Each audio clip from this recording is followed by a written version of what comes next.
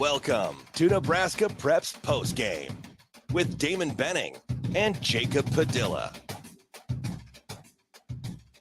It's another week of Nebraska Preps. My man JP, affectionately known as Jacob Padilla, an ODB. I'm just continuing to do what we do. Can you believe we are one short weekend away from touching July? Yeah, June flew by. Unbelievable. Feels like I didn't get to see quite as much as I did maybe in the last couple of years. It's kind of restricted more Class A this year in terms of full games and kind of going back and tallying, but still got to see a lot and got a good feel for it. When you're kind of looking at the next phase, obviously River Cities will start this weekend. We sandwiched in a couple of outings in KC. We had 7-on-7 football. You had high school that started trying to make its way around. You think it's tougher or easier because how clear-cut the calendar is for multi-sport athletes? It's probably tougher because you have to share these training months where football, like 7-on-7 versus summer June basketball. And I know Caleb didn't play much basketball this month. Yeah. He was sidelined for most of what they did. How many games did he end up actually playing? Well, so he played the last 3 summer games in basketball, and he started back with 7-on-7 last week against Bellevue East, and then he played in the 7-on-7 tournament. But he's ready to roll. Yeah. I mean, he feels great. They shaved the bone down. He's growing. Like I think that's pretty good. But the balance, I do like the clear-cut calendar. But you're right. Negotiating the time within the calendar, I think, it can be a little trying. Yeah. But I mean, that's the case always with multi-sport athletes. There's always some kind of training or games or whatever it may be. And that's ultimately the players have to kind of decide, all right, what's my first priority? What's my second priority? And hopefully the coaches involved at that school and with those teams are on the same page and understand. And shout out to Kobe Myers and Millard South baseball coach, because they are perfectly fine with him prioritizing basketball. Kobe basically doesn't really miss anything, not a practice, not a game. Heck, he at the Kansas City thing, I didn't know this, but talking to his mom, they went down. He played baseball games on like Thursday and Friday, and then stayed down there for the basketball on Saturday, and then. So we've seen some guys try to pull that off, right? It's like Carter Mick. Yeah. Unlike Carter Mick, it was all in the same place, so it worked out well that the baseball and basketball both happened to be at Kansas City in the same weekend. So made it convenient they're just trying to make the drive, baseball, then shoot back. I saw, Connor O'Neill from North had the really good 7-on-7 football tournament. They have basketball, obviously, in June, Monday and then he's playing Legion baseball. Yeah, that's crazy. So, I mean, just the wear and tear. We start with what was a well-run, again, it's the second or third year in a row, I think Battle's been the sponsor, but another well-run 7-on-7 tournament. Yeah, ran by Mike Sauter, NebPreps, and like you said, powered by Battle. I've seen rave reviews from what I saw from the teams that were there. I wasn't feeling well last weekend. I didn't get to go to Jason Isaacson's border battle camp on Thursday. I did recover enough to go to the Papio South 360 Jam on Friday. We'll talk about that later, but didn't get a chance to get out there and see the football at all. But I was following along with the tweets and everything, and seemed like everybody was kind of happy with how it went and the way it was ran, and kind of what separates it from some of the other 7-on-7 stuff that you've seen. I just think it's very smooth. It's well defined. It's fast paced. I wonder if it could be as many as 7 games in one day, but I wonder what would happen if you took a break in the day on Thursday and came back and played at night, maybe without the consolations, but that could be a little much. But it turns out, like over time, it turns into attrition.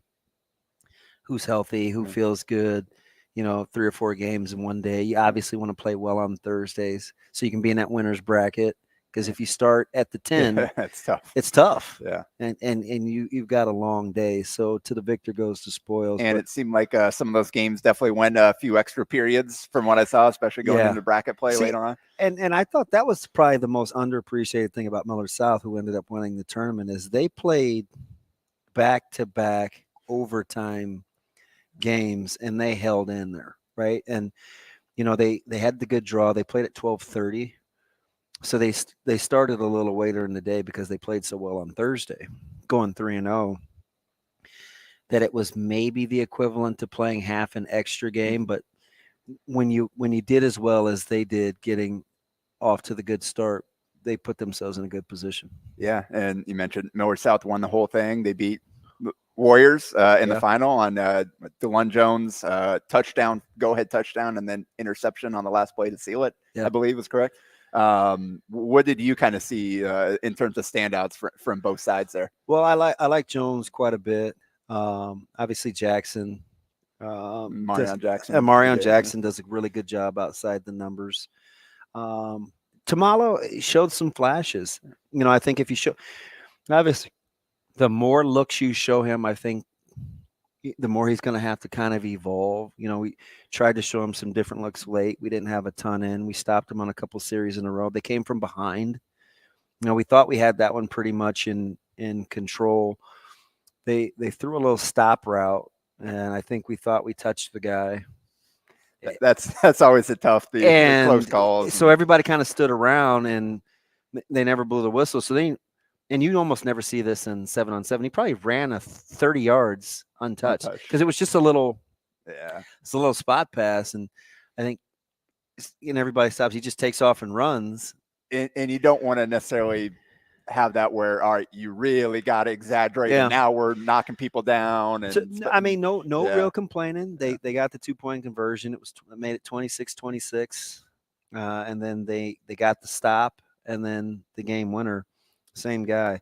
But I thought Noah Feller was fantastic for Millard South. Jamez Ross had a really good 2-day stretch for Westside, showed his versatility, catching the ball out of the backfield. On Thursday, Braylon Warren took all the snaps without Anthony Rizak. And I felt like defensively we should have been better to help him out. But we lost 2. We went 1, and Westside went 1-2 on Thursday. And it put us behind the 8 ball for Friday. But, we're playing with an 8th grader at quarterback. But that wasn't, in my opinion, that wasn't the issue. I think we needed to get we needed to get more stops on defense, and we just didn't. But I really liked that Connor O'Neill from Omaha North was fantastic. Yeah, and so in the semis, Millard South beat Central 27-26, and Westside beat Omaha North 23-15. Yeah, set up that final. I liked, Deshaun Prince from Akil Harris. Central has some really good skill. Newsom's going to be a good young quarterback. He was baptism by fire for him last year playing as a freshman. That's BJ Newsom. Yeah, he's going to be throws it pretty well. He's grown a little bit. And I liked Central. I actually thought kind of quietly there are some Eric Ingerson. I don't know. I guess he's flying under the radar because he didn't say yes to Nebraska. And he kind of committed quick. Like the recruitment went quick there with Pitt, where it got the offer, and wasn't a lot of time to talk about. Really good over that 2-day stretch. Big guy. I saw. He is huge. Made some monster catches. Saw the catch back at the end zone. The one-hander. Mike Sauter. That might not have been his best one. Yeah. He had one, and he's going against really good skill guys for Central. They threw him a jump ball in the corner on the fade, and he went and got that one too. He looked pretty complete. I liked Papio's offensive design. And they made the quarters. They lost to Central 20-13. Millard South beat Platteview 36-12. Omaha North beat Council Bluffs Lewis Central, last year's champion, I believe, 27-14. And then Westside beat Bellevue West 36-6. So those were the final 8 there in the championship bracket. And Ashland Greenwood shut out Gretna East 34-0 in the consolation championship. It seemed like from what I saw. So yeah, Gretna East, they're young, right? With just the young half of the group starting in the new school, so that may take a little bit of time. I didn't read too much into that, just because it's their first time and whatever. But I just like the efficiency of the tournament. I think it's really well done. Doesn't give you a great indication, but it's good enough to give me a framework on what I think we'll be dealing with. We'll see a couple of those teams in the season. Obviously, there was no Creighton Prep, no Papio South, no Millard North, so there no Elkhorn South. I mean, there were a couple of who I think some of the players will be that weren't in there, but I think based on my expectation level, I probably was the most impressed with Papio. And I know I should have known, right? Coach Williams is a good offensive mind. But I was expecting Millard South to be good. I was expecting Bellevue West to be good. I felt like Papillion was better outside the numbers than I thought, and more than just Eric Ingerson, even though I think Ingerson's a stud. Yeah, and we talked about them a little bit during the football season last year. They're a tough offense. They didn't necessarily have the complete team ready to contend, but they had some interesting pieces there with that offense in particular. They have tough concepts too. Yeah. Right. It's a really good offensive mind. So on Friday, or Thursday, did you get what did you do with Papio South in basketball? So yeah, that was on Friday. On Thursday, I was in bed all day. Woke up in time for the to watch the draft. Finally started to pull through whatever I was dealing with. So that was good. I think you were just encouraged because it was the NBA. I had to wait all night for the Suns to pick at 52 out of 58, but at least it's a pick compared to what we've spent. Anyway, I gotta say this though. How about Sonogo, Timmy, Shibwe? So it's like so much for being players of the year. Well, and I mentioned this, like the tough thing is when you look at college to NBA, what translates, and those guys were star post players with a little undersized, maybe below the rim defensively. Guys. That doesn't you're not going to walk in from day one and teams are going to be running their offense for you in the post as those kind of guys. Yeah. Like that just doesn't translate as well to the NBA. So it's harder to translate if you're a star with a very specific skill set versus more of a player that's ready to come in and potentially be a role player. And I had the conversation with those guys versus someone like Ryan Kalkbrenner, who might have a chance next year to kind of get his foot in the door as a role player with his rim protection and rim rolling, whereas you can plug that in any team that runs a drop scheme that plays a lot of pick and roll, and you can find a role for him versus, all right, so we're not going to be running plays for you. What are you going to do? And so that's kind of special. Like if you're not the overwhelming talent, you don't possess the skill set absolutely translates there. It's almost better to, you got to be a high, like we're talking Ryan Kalkbrenner's Big East Defensive Player of the Year 2-time, all league player. It's not like he's a role player in college, but what he excels at translates to being a role player better in the NBA. And that's where you see a guy like Olivia Maxence Prosper shoot up the board there during the pre-draft broadcast. Oh yeah.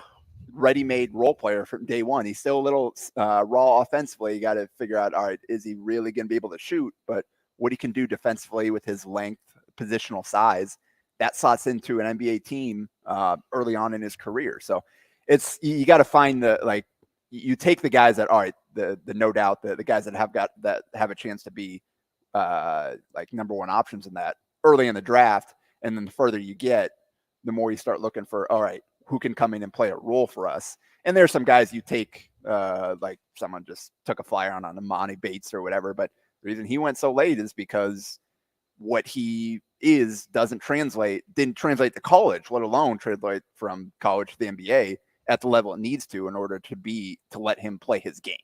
So kind of sidetracked there, but that's the college to the NBA. That's why it's so fascinating. And I always kind of chuckle and like the outlets that just like have their college basketball writers like slide over to doing mock drafts and being the NBA draft writer. Like covering college basketball and covering the draft are two separate things. You need to view it in a different way. And you always hear the guys that are confused about, or I remember some guys that were super high on Marvin Bagley over some of the other guys in that draft. Or questioning why a guy like Jet Howard goes over a guy like Grady Dick. And or even like the Luka Doncic thing. And heck, even some NBA teams fell for that. But like the conversation there wasn't necessarily like, oh, look what this guy has done. It's like he was kind of just part of the discussion because the college writers didn't see it in front of him, in front of them, talking about Trae Young and DeAndre and guys like that. So, so sidetrack aside, the Papio South Jam was good. I like that event every year. They've got the 3 courts going. Everybody plays 3 games. Probably the team that, again, and this is a team that probably impressed me most overall from start to finish this month, was Creighton Prep. They went 3-0 and they beat Southeast. I watched that one, 56-39. They held them to 11 points in the second half, and it was 10-minute running clock quarters. So that is one thing about summer in June. The clock does run. Yeah. So it wasn't full length games, but they or 8-minute running clock, whatever it was. So, but still 11 points and a half is pretty impressive. And that's Southeast. They've got some pieces. They're going to have to find, all right, ways to score against really good defenses because they just kind of didn't really have an answer in that second half. But the standouts from the day were Dylan Clausen, no surprise there. Prep also beat Bellevue West 52-44. And then they beat Westside, but I didn't watch that one. From what I heard, it was a pretty close, like 6-point game, something like that. So in the 2 games that I watched at Prep, they shot 61% from the field, 73% inside the arc, 45% from 3, and only missed 1 free throw with 26 assists to 16 turnovers. And so Dylan Clausen was real good. 18 points on 6 of 8 shooting, hit a couple of threes, 5 boards, 2 assists in the first game. 13 points on 6 of 7 shooting, 1 of 2 from 3, 6 boards in the second game against Bell West. Caleb Jassu, he's a guy that I think has made as much of his opportunity this month as anybody. He's a guy that played JV for them last year, didn't do varsity at all. Started the month, he was coming off the bench, just playing with the reserves. By the end of the he started their last 4 or 5 games that I saw them and was doing really well in that role. Against Southeast, 12 points on 5 of 6 shooting, including 2 of 2 from 3. And then against Bell West, 13 points on 5 of 8 shooting, 2 of 3 from 3, and a free throw with 3 assists. So if you got a guy, we talked about that guard play is going to decide how far Prep goes. I completely agree. You got him stepping in, knocking down shots to go with Carson Jones, and then Torrin Carter-Brown and Marquise Tolliver in the 2 games combined for 15 points, 16 assists, and 6 turnovers. You'll take that ratio out of those 2 as your primary ball handlers. No question about it. Decision making in terms of passing the ball and getting guys the ball in the right spots was very good in those 2 games. So that was kind of my main takeaway there. Is like Prep, yeah, they're going to be in this thing. I think come the fall, and they hardly lost all month. I don't think nobody keeps track of records or whatever in June, but I don't know that I saw them outside after that first weekend at that Papio South. I don't know that I saw them lose. So West Side, I saw beat Bell West, and Bell West was shorthanded.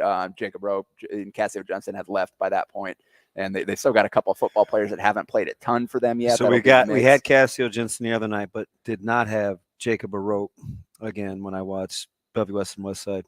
It was a good game though. So they shorted Bell West a point, so that kind of screwed with it a little bit there, but kind of most exciting finish. Run nice little semi-transition action, kind of just get downhill, pitch it back to Jane Jackson, getting downhill, finish at the basket to tie it up.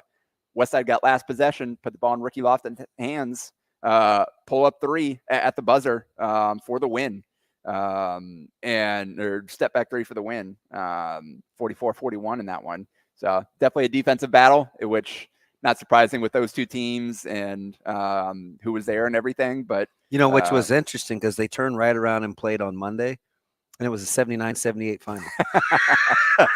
So funny how that works. It was there was a lot of shot making in that one, the tale of 2 nights. Yeah. So CJ Mitchell was good in that one. 10 points, 3 assists, no turnovers. Maddox Anderson hit a couple of threes, had 10 points, 3 assists. And then Ricky, 7 points, 5 boards, 3 steals, 2 assists to go with the game winner. And I think that's kind of what you need to be. Just not necessarily 15 points a game, but go do a lot of things. Go get a couple of rebounds. And then obviously playing a guard heavy lineup.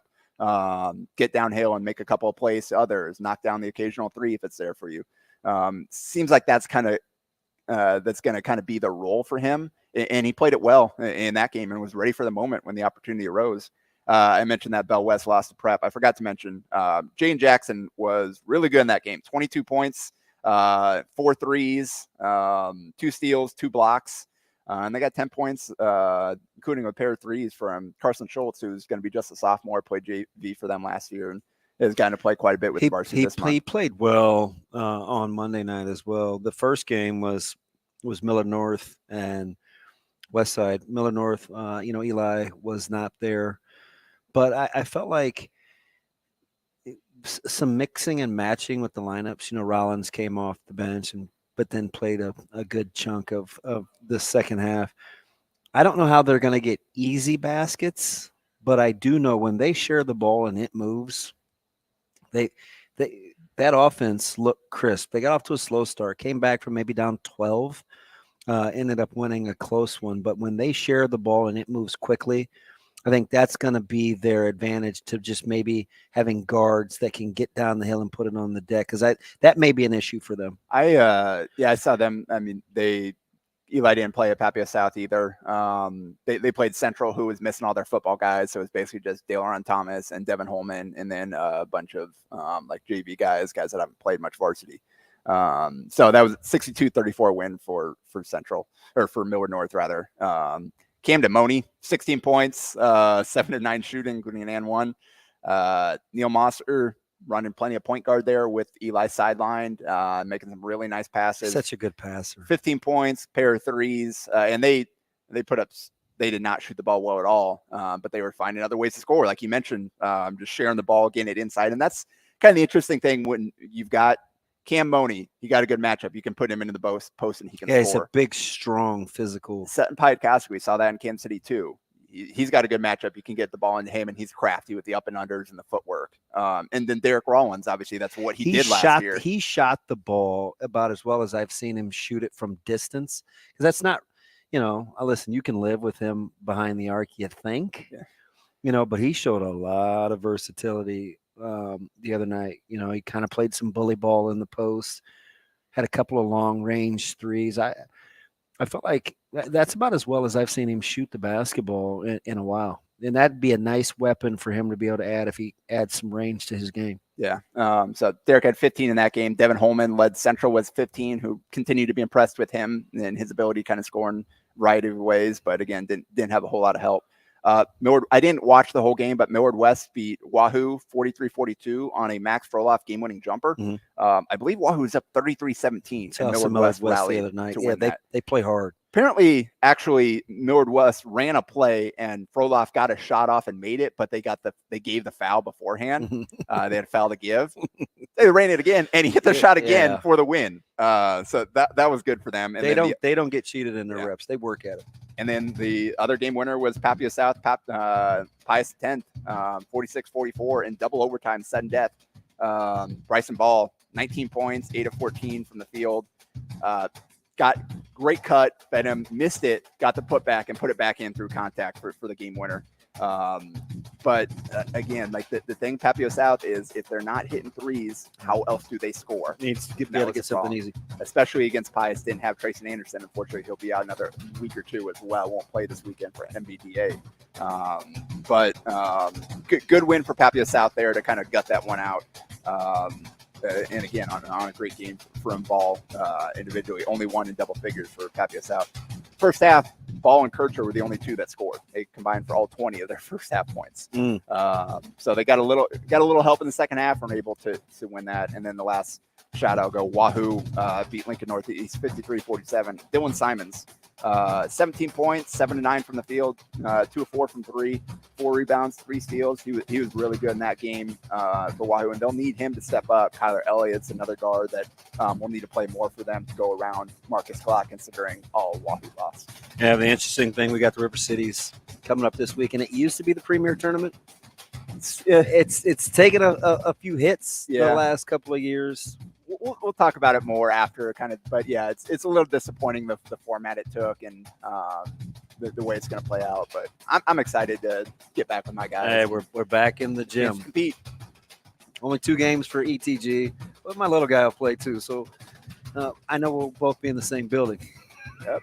All weekend long over there at Iowa West Fieldhouse. It is another episode of NebPreps. That is Nebraska Preps Postgame. That's my man, Jacob Padilla. I'm ODB. We'll be back next week. A Hurrdat Sports Network production.